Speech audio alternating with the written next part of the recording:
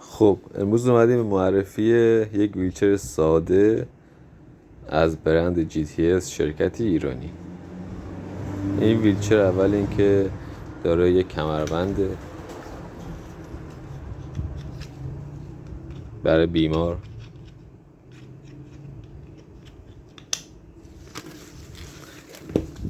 این قسمت هم به تو توضیح میدم. داره 2 قسمت جاپایی متحرکه،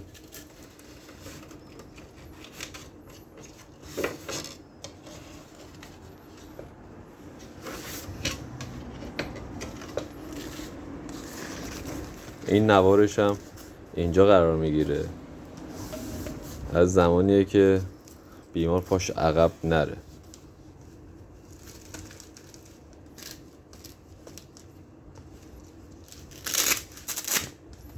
به غیر از اینا این ویلچر به راحتی تا میشه. اول این 2 پایا رو میذاره سر جاش،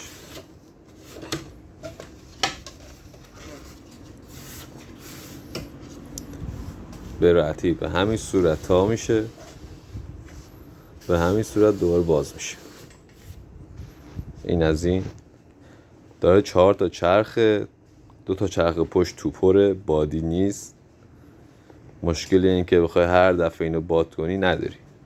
داره یه جیب در قسمت پشتش، برای یه سری وسایل بیمار داروهاشه مثلا بذارید. داره 2 قسمت ترمزه، یکی این ور یکی هم این ور. زمانی که حتی اگر بیمار همراه هم نداشته باشه، خودش اگر معلولیتش کمتر باشه، دستاش توان کار کردن فعالیت داشته باشه، میتونه خودش به راحتی به همین صورت حرکت کنه. کاملا روون، عالی.